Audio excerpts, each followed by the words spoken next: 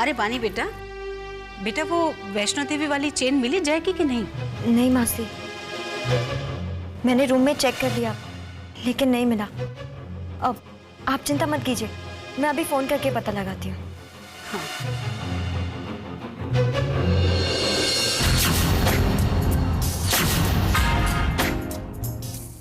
Hello बानी।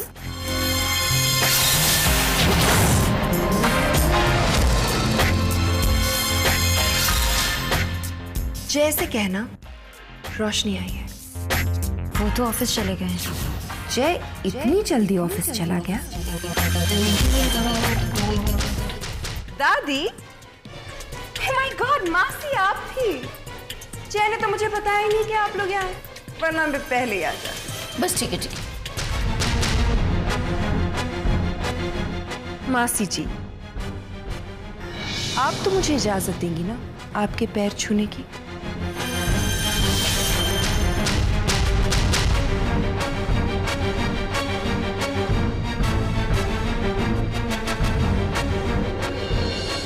लोग कहते हैं कि वक्त बदल जाता है, लेकिन लोग नहीं बदलते। अब जय को ही देखिए ना, जय तो बिल्कुल नहीं बदले। तुम भी बिल्कुल नहीं बदली हो। सुना है विदेश में बहुत बड़ा कारोबार हो गया तुम्हारा। यहाँ किसी खास काम से आई हो? काम से ही समझ लीजिए। इतने सारे काम यहाँ अधूरे जो छोड़कर गई थी, उन्हें पूरा भी तो करना है। एनीवेज, जब जय यहाँ है ही नहीं तो मैं भी चलती हूँ। ऑफिस में ही मिल लूंगी उनसे। अब तो तुम यहाँ हो ही, फिर मिलना होगा। मैं तो कहीं नहीं जा रही मासी, काफी दिनों तक यहाँ हूँ। हम मिलते ही रहेंगे। चलूं दादी?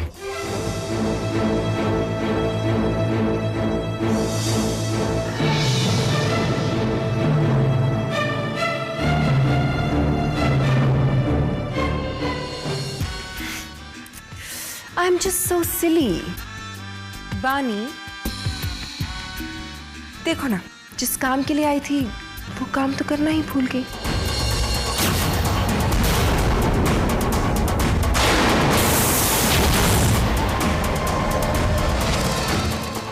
जय की चेन कल रात मेरे घर भूल गए थे।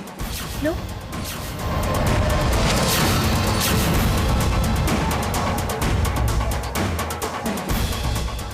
वैसे बानी, जय की एक आदत शायद तुम्हें पता नहीं, बहुत पुरानी आदत है उसकी। कभी अपनी चीजों का ख्याल ही नहीं रखता। सी यू।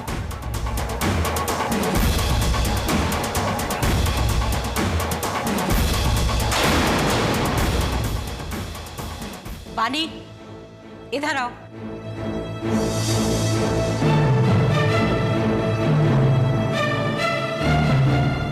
तुमने मुझसे झूठ कहा था कि जय ऑफिस के बाद किसी से मिलने गया। वो रोशनी के घर गया था। नहीं मासी, वो उन्होंने मुझे कुछ नहीं बताया था।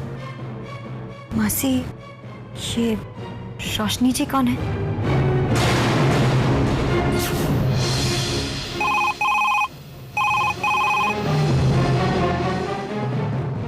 अब रोशनी के बारे में बहू को क्या बताएंगे?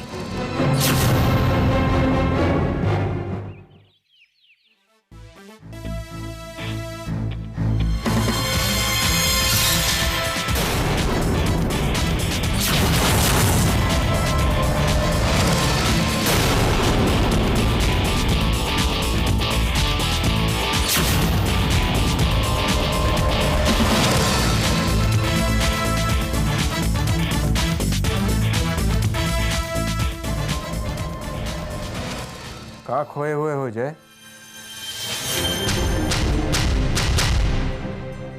काफी देर से देख रहा हूँ, कुछ परेशान से नजर आ रहा है। तुम्हारी परेशानी की वजह ये फूल है या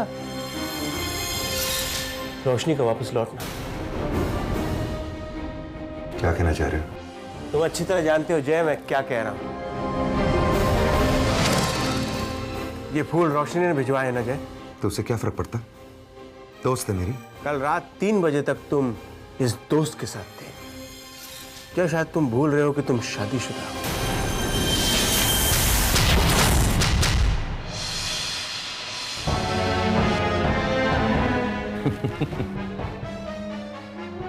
बहुत दिनों के बाद ये सुनने को मिला है कि मैं एक शादीशुदा इंसान हूं। अच्छा हुआ तुमने याद दिला दिया। वैसे तुम किस शादी की बात कर रहे हो? उस शादी की जो हम मासी को खुश रखने के लिए चला रहे, या फिर शायद उस शादी की जो मेरी आंखों में धूल झोंक कर की गई? नहीं, तुम तो उस शादी की बात कर रहे हो जो एक ऐसे शख्स से की गई जिसका चेहरा तक मैं देखना नहीं चाहता। किस शादी की बात कर रहे हो? कम ऑन आदित्य, तुम मेरे सबसे अच्छे दोस्त हो। मेरी जिंदगी के हर मोड़ में एक तुम ही ने मेरा साथ दिया। तुम्हारे अलावा मेरा कौन है? ना मैं मासी से अपने दिल की बात कह सकता हूं, ना जिज्ञासा और रणवीर से। वो लोग तो अपनी जिंदगी जी रहे। और तुम्हारी तो बानी के साथ ज्यादा हमदर्दी। इसीलिए क्या जय, क्या? मैं तुम्हारी हर बात समझता हूं जय, मैं तुम्हें अच्छी तरह समझता हूं। इसीलिए मैं तुम्हें ये कहने आया हूं कि ये जो रोशनी चोपड़ा है ना,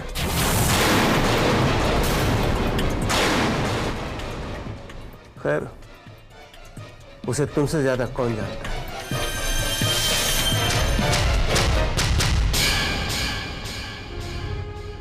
मैं सिर्फ ये कहने आया हूं, अपना ख्याल रखना।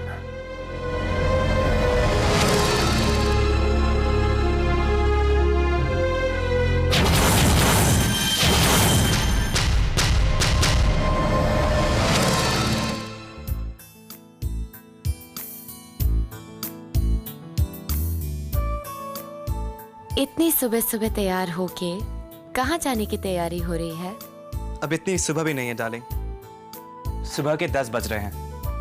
अब तुम्हारी सुबह 10 बजे शुरू होती है, इसका ये मतलब नहीं कि दुनिया की सुबह भी 10 बजे शुरू होती है।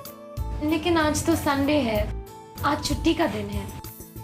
आज संडे नहीं, मंडे है स्वीटहार्ट। मैं ऑफिस के लिए लेट हो रहा हूँ, शाम को घर जल्दी आने की कोशिश करूंगा। ओके?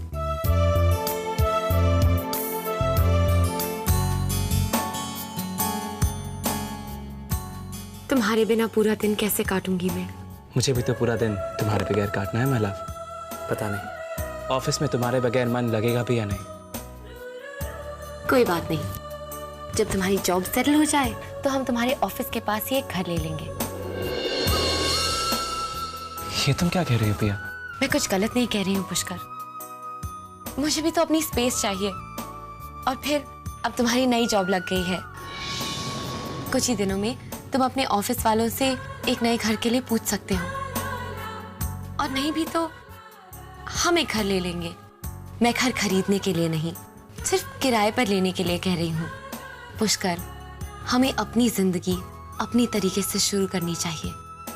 पिया, जब मैं जय सर के ऑफिस में काम करता था, जहां मुझे पूरी आजादी थी, अच्छे पैसे मिलते थे, तब भी मैंने अपने परिवार का साथ नहीं छोड़ा। मुझे मालूम है पिया, बुरे वक्त में मेरे बड़े भाई ने मेरा साथ नहीं दिया। उस वक्त मेरे दिल में भी अलग घर में रहने का ख्याल आया था। लेकिन पिया, अपने परिवार से अलग रहने का फैसला कोई छोटा फैसला नहीं है।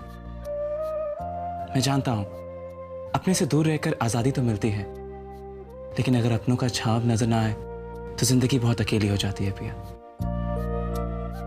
और वैसे भी मैं इस उम्र में मां से कैसे पूछ सकता हूं कि वो किस बेटे के साथ रहना चाहती है। पिया, आई रियली थिंक अलग घर के रहने का फैसला ठीक नहीं है। पिया, मैं तुमसे शाम को मिलता हूं। बाय।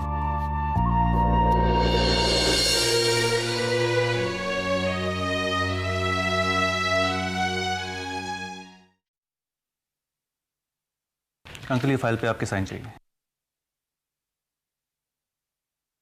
अंकल, आपने मुंबई मिरर में अपना आर्टिकल पढ़ा? काफी अच्छा लिखा है उन लोगों ने। सर, कितनी जल्दी छप गया, देखा? इंटरेस्टिंग। मैं ये पढ़ता हूं, तुम फाइल लो। Thank you. बानी, क्या कर रही है बेटा? मासी, मैं ये सब्जियां बस। अरे बेटा, ये सब्जियां छोड़ दे, तू एक फोन लगा मुन्ना को। सुबह नाश्ता भी करके नहीं गया है, अब पता नहीं अभी भी कुछ खाया होगा कि नहीं, कहीं खाली पेट ना काम कर रहा हो। मासी वो अरे फोन लगा देना बेटा। तुझे एक बात बताऊं, तुम्हारे जो मौसा जी थे ना, जब वो दफ्तर जाते थे मेरा फोन उनके पहुंचने से पहले पहुंच जाता था। मैं उन्हें बहुत परेशान करती, कभी कहती कैसे हो जी, कभी कहती मेरी याद आती है ना। इतना परेशान करती थी। और बाद में तो ऐसा होने लगा कि मेरी घंटी की आवाज सुनते ही वो घर पे आ जाते थे। बेटा फोन कर लिया कर कभी कभी, पता है इससे प्यार बढ़ता है। वो मासी क्यों शर्माती है तू इतना? चल मैं फोन मिलाती हूँ।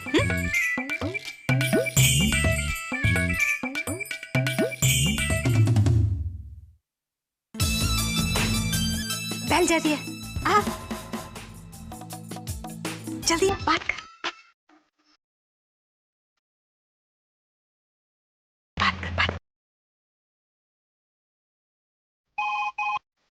हेलो। हेलो,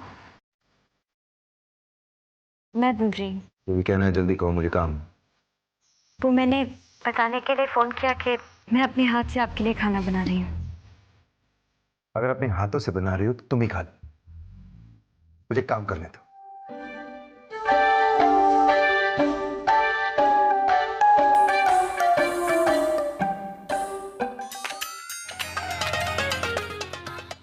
आप बताइए आपको लंच पे क्या खाना है?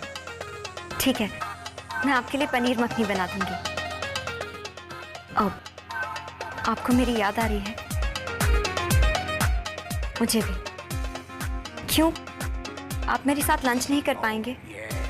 कोई बात नहीं, हम डिनर साथ में कर लेंगे। Okay, bye. क्या कहा मुन्ना ने? उसे तेरी याद आ रही है? तो बस तू ऐसा कर, ये सब काम वाम छोड़ और जाके तैयार हो जा। मैं मुन्ना का मनपसंद खाना बनाती हूँ, उसके मनपसंद बेसन के लड्डू बनाती हूँ। आज तू उसका खाना लेके उसके ऑफिस जाएगी और तुम दोनों साथ में खाना खाना, ठीक है? चल जल्दी से तैयार हो जा, चल चल जल्दी कर जल्दी कर।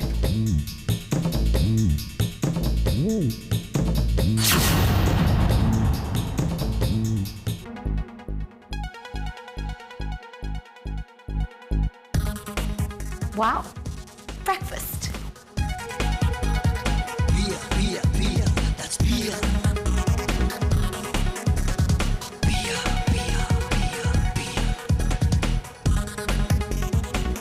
That's Pia.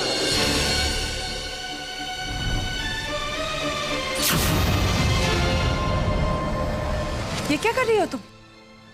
ये तो महेश का ब्रेकफास्ट था। ओए भाभी, बहुत भूख लगी थी। हाँ, भैया के लिए दूसरा बना दीजिए। हाँ, घर की महारानी ने ऑर्डर दिया है तो अब करना तो पड़ेगा ही। वैसे मुझे एक बात बताओ, तुम्हें जुबान चलाने के और सुबह 11 बजे तक सोने के अलावा और भी कुछ आता है? भाभी मेरी समझ में नहीं आ रहा, आपको प्रॉब्लम किस बात से हो रही है? मेरे ऑमलेट खाने से या मेरे लेट उठने से? मुझे तुम्हारे सोचने के तरीके से प्रॉब्लम है। जॉइंट फैमिली में रिश्ते समझदारी से चलते हैं, सबके बीच में अंडरस्टैंडिंग होना बहुत जरूरी होता है। लेकिन तुम्हें तो घर की बेसिक जिम्मेदारियां भी हैंडल करना नहीं आता। सीखा क्या है तुमने? बस सुबह महारानियों की तरह 11 बजे उठती हो, मैगजीन्स के पन्ने पलटती हो और ब्रेकफास्ट, लंच और डिनर तो तुम्हें पका पकाया चाहिए। लेकिन जो इसके लिए मेहनत करता है, घर में पैसे कमा कर लाता है, उसकी कभी परवाह की है? कुछ सोचा है उसके बारे में? नहीं। लेकिन लेट मी टेल यू, ये घर मेरे पति की वजह से चलता है, समझी? भाभी, वाह भाभी वाह, 2 महीने पुष्कर ने काम नहीं किया तो आप मुझे हर बात पर ताने सुनाएंगी। वैसे भी मेरा पुष्कर अब बेकार नहीं है, उसे एक नई जॉब मिल गई है।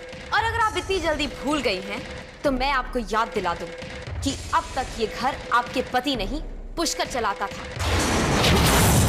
क्या लगता है आपको नई नई शादी हुई है तो मैं कुछ नहीं जानती? सब कुछ मालूम है मुझे।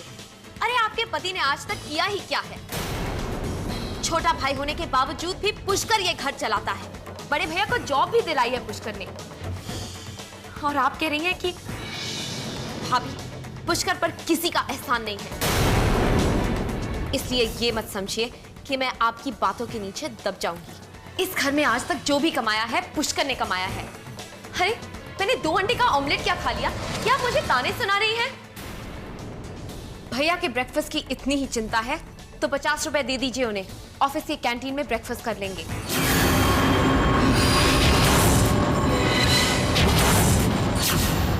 और वैसे भी भाभी, आज के बाद ऐसा कभी नहीं होगा, क्योंकि आपके हाथ का बनाया हुआ खाना मैं नहीं खाऊंगी।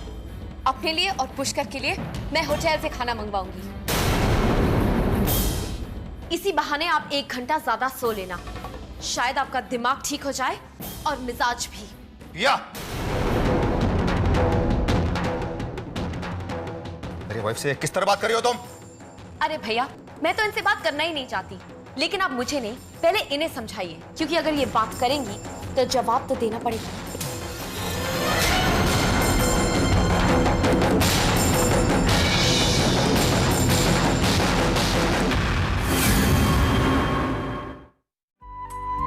खाना वाना तो सब तैयार हो गया है, बस बानी तैयार होके आ जाए।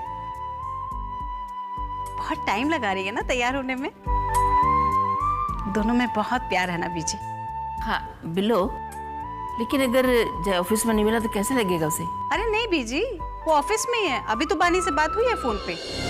पता नहीं जय वाणी के साथ कैसा सुलूक करेगा।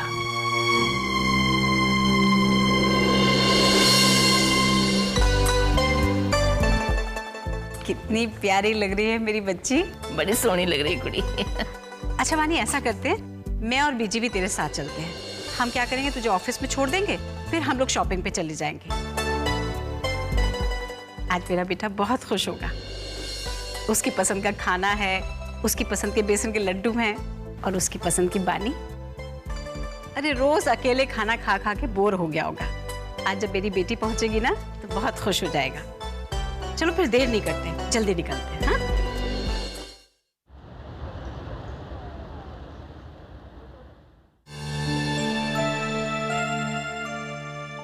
अरे बिल्लू, वाणी को ऑफिस का रास्ता पता था, फिर हम लोग उसके साथ क्यों आए?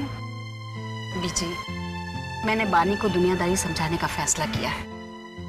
अगर मैं यहाँ नहीं आती तो मुझे कैसे पता चलता कि बानी मुन्ना के ऑफिस आए भी है या नहीं।